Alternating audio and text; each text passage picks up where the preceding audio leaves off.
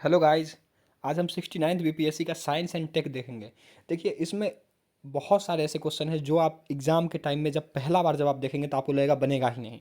लेकिन मैं आज आपको लाइव दिखाऊंगा कि किस तरीके से आप एग्ज़ाम के टाइम में कॉमन सेंस का यूज करके 90% क्वेश्चन को आप सॉल्व कर सकते हैं। 10% क्वेश्चन नहीं सॉल्व होंगे, उसमें बहुत ज़्यादा रिस्क हो जाएगा। लेकिन अगर आप कॉमन सेंस का यूज़ किए, एजुकेशनल गेस का यूज किए। देखिए, मैं बार बार बोलता हूँ कि एजुकेशनल गेस का यूज कीजिए, वाइल्ड गेस नहीं काम आती है।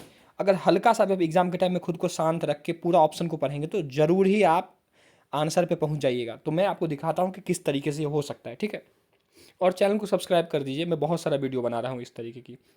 इससे मुझे मोटिवेशन मिलता है और ज़्यादा वीडियो बनाने का। तो पहला क्वेश्चन को आप देखिए, which of the following technology will be enabled by the 5G communication network. अब देखिए, जब बोलता है कि 5G मोबाइल कम्युनिकेशन नेटवर्क, ये तो देखिए 5G से आज सब कोई जुड़ा हुआ है, इसमें कुछ भी नया नहीं है।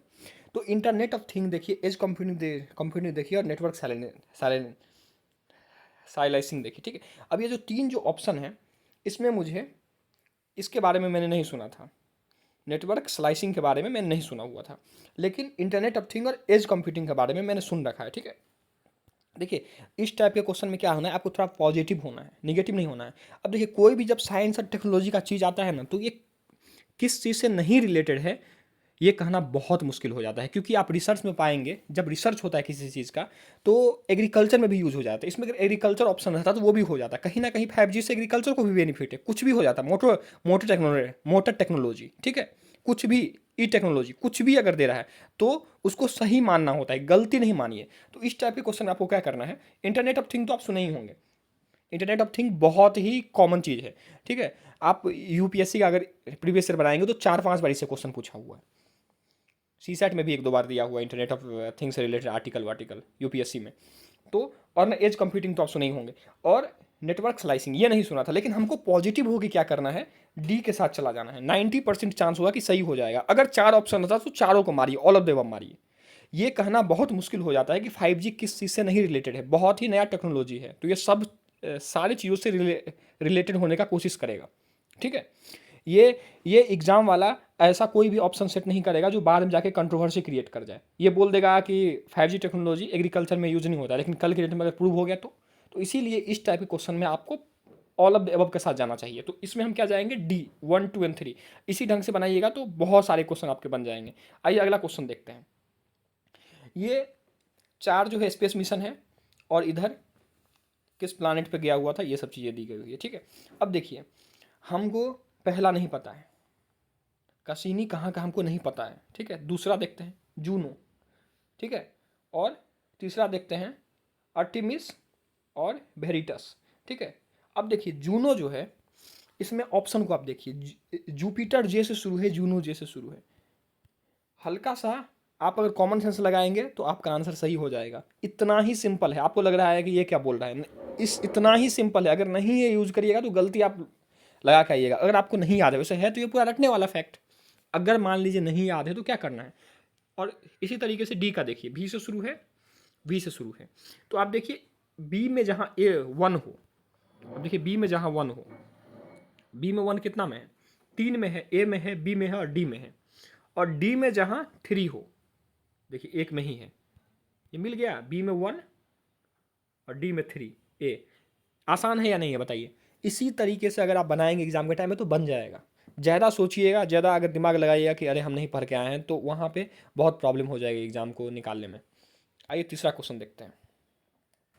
तीसरा क्या है, लाइनेन, क्वायर, मोहायर और डॉन, ये किस चीज़ों से रिलेटेड है। देखिए, इस टाइप का जो क्वेश्चन है ना, पहला बार देखने से लगता है बनेगा ही नहीं बनेगा, ठीक है। लेकिन इसमें भी वही वही ट्रिक यूज होगा। क्वायर को आप कोकोनट प्लांट से मिला के देखिए। आपको लग रहा होगा कि बकवास है, लेकिन इसी तरीके से ये सब क्वेश्चन को सॉल्व किया जाता है। छोड़ के नहीं आएगा, क्योंकि कट ऑफ 100 के आसपास जाती है। तो बी में 1 देखिए कहाँ पे है, 2 में है, सी और डी हो गया, ठीक है। सी और डी हो गया। तो यहाँ पे आपको थोड़ा सा रिस्क लेना होगा, या तो आप पूरा को फिर पढ़िए, या तो पूरा को पढ़िए, या तो हल्का सा रिस्क ले लीजिए। अब देखिए, बी सी और डी में से एक होगा, सी और डी में से एक होगा। इसमें तो कोई भी प्रॉब्लम नहीं है आपको। हल्का सा और आपको हिंट मिल जाएगा, डॉन जो होता है फीदर ऑफ डक होता है, ठीक है। ये लोग कॉमन सेंस में कहीं ना कहीं समझ सकता है। तो डी के साथ 3, देखिए सी और डी में से कोई भी आप जा सकते थे, लेकिन ज़्यादा करीब हमको सी लग रहा है, तो सी के साथ जाएंगे तो सही हो जाएगा आंसर आपका, ठीक है। आइए अगला क्वेश्चन देखते हैं। इसी ढंग से बनाने का कोशिश करिए जिससे कि आपको एग्जाम में दिक्कत ना हो। चौथा जो है ये बहुत हार्ड क्वेश्चन था, इसको आप अगर पढ़ेंगे तो मुझे तो समझ में नहीं आया, तो इससे मैं क्या करूँगा, छोड़ दूंगा। मैं आपको ये बता रहा हूँ, देखिए हालांकि इसका आंसर सी होगा, आंसर सी होगा, लेकिन मैं आपको ये बता रहा हूँ कि अगर आप एग्जाम का टाइम है, जैसे मुझे नहीं आ रहा था, तो मैं इसे छोड़ देता, ठीक है, मैं इसे छोड़ देता।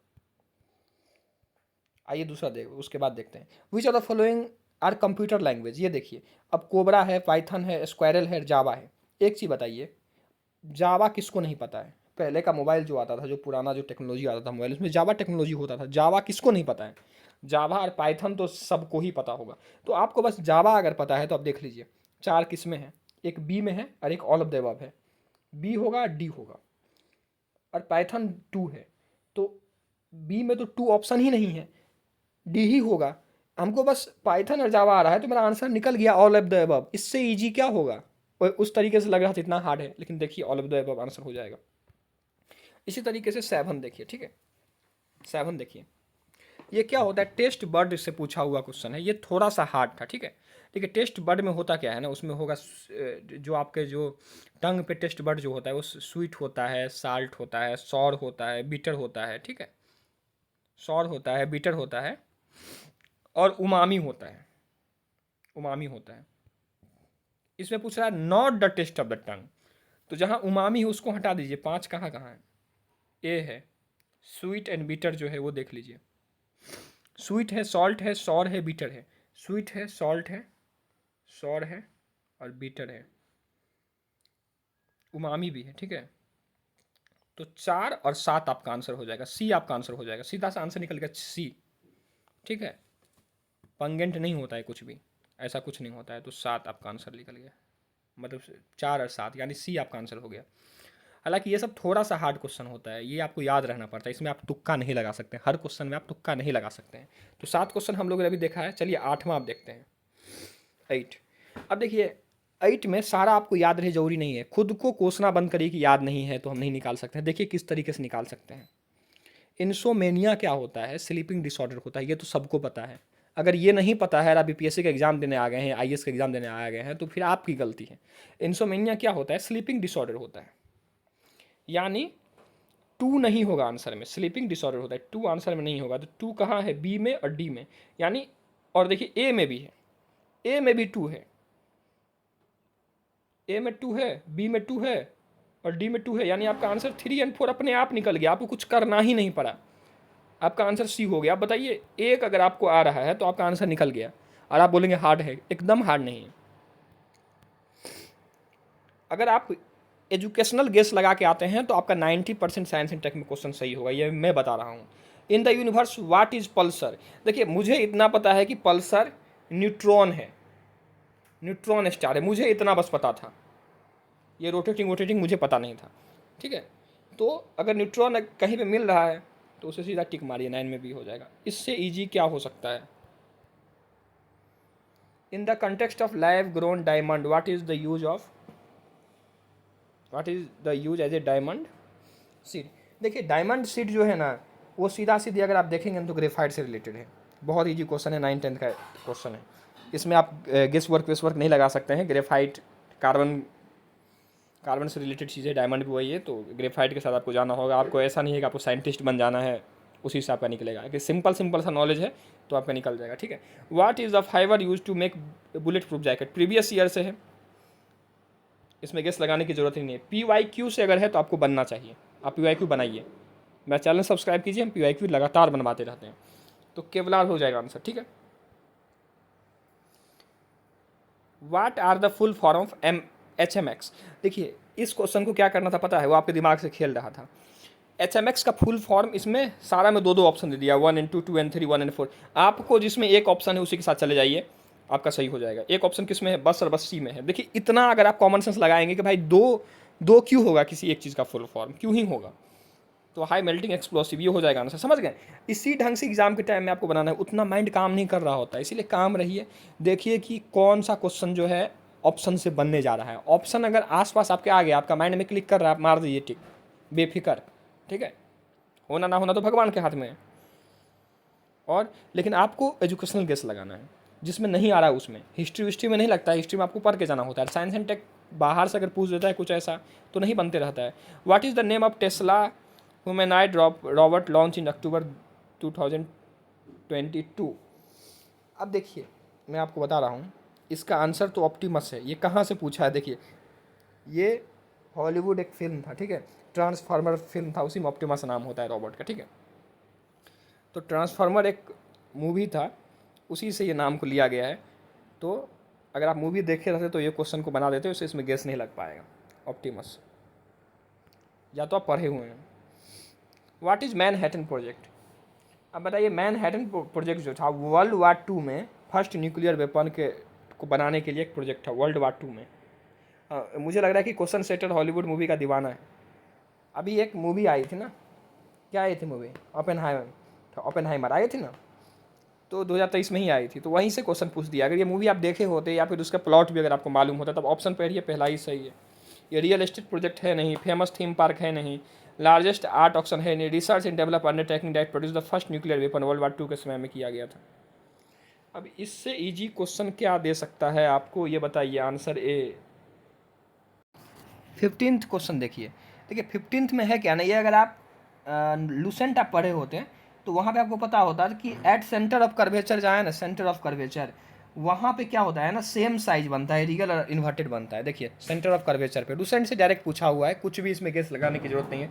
इसमें मैं ये नहीं बता रहा हूँ कि आप गेस वर्क से आप इसे बना सकते हैं, ठीक है।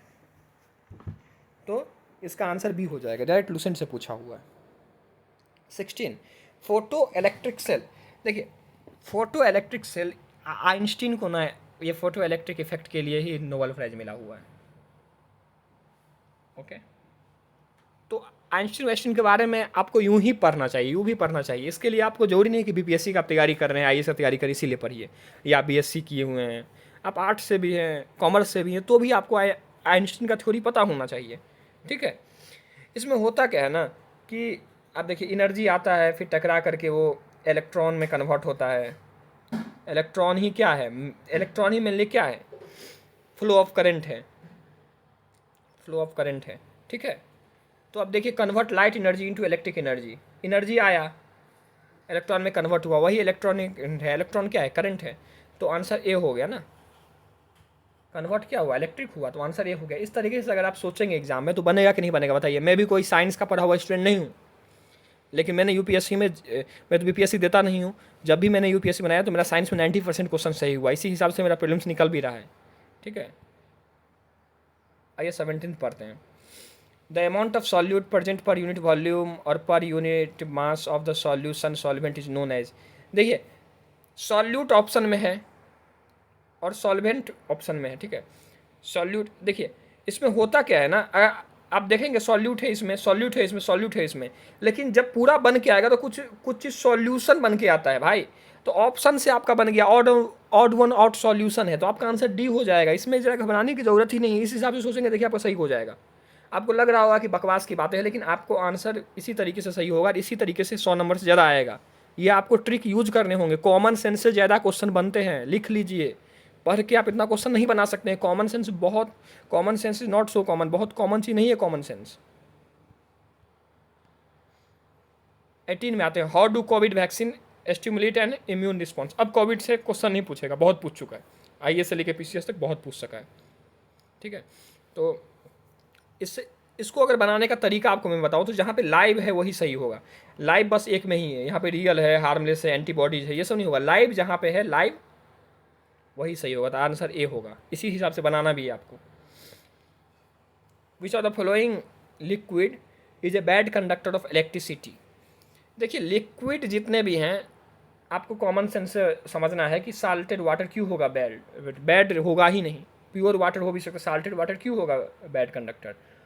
ऑरेंज जूस एकदम नहीं होगा बैड कंडक्टर। लेमन जूस, अगर ऑरेंज नहीं होगा तो लेमन फिर कैसे हो जाएगा। तो ये दोनों तो ऑड वन आउट हो गया।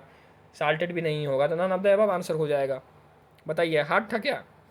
DNA double helix structure was discovered by, Lucent को पढ़िए या 8-9 के बुक को पढ़िए, वाटसन एंड क्रिक। ये सब क्वेश्चन में कोई ट्रिक नहीं होता है, ये आना चाहिए आपको। 21 two object of different masses falling freely near the surface of the moon. देखिए सरफेस ऑफ मून पे क्या होता है ना, मून सरफेस पे ना मेनली इन्वायरमेंट कुछ है नहीं, एटमॉस्फेयर कुछ है नहीं। तो एटमॉस्फेयर अगर नहीं होगा तो सीधी सी बात है, एटमॉस्फेयर अगर नहीं होगा तो कोई भी चीज़ों को अगर गिराया जाएगा, चाहे वो भारी रहे हार्ड रहे, वो तो बस ग्रेविटी पे डिपेंड करेगा, ठीक है, क्योंकि ग्रेविटी तो सेम होगा, तो क्या हो जाएगा, सेम वेलोसिटी होगा। इस टाइप के क्वेश्चन में जहाँ पे सेम जीरो रहे तो उस सब के साथ जाइए, समझ रहे हैं, तो सी हो जाएगा आंसर आपका। 22 भी देख लें। How do vector vaccine work to provide immunity? By introducing a weakened और inactive virus into the body, directly attacking, destroying, planting the virus in a modified version of a different virus। देखिए modified version होगा, modified जहाँ पे देख रहे हैं वही सही होगा। ये सब की टर्म है भाई, ये सब की टर्म है, इस सब को देख के आंसर निकल जाता है। तो इतने ही साइंस एंड टेक से पूछे गए, जिसके बाद जो है ज्योग्राफी से पूछा गया। अगर आपको चाहिए कि मैं ज्योग्राफी पे भी इसी तरीके का एक लेक्चर बनाऊँ कि किस तरीके से आप वाइल्ड गेस ना लगा के एजुकेशनल गेस लगाएं, तो प्लीज़ लाइक कर दीजिए और कमेंट कर दीजिए, ठीक है। Thank you for watching this video.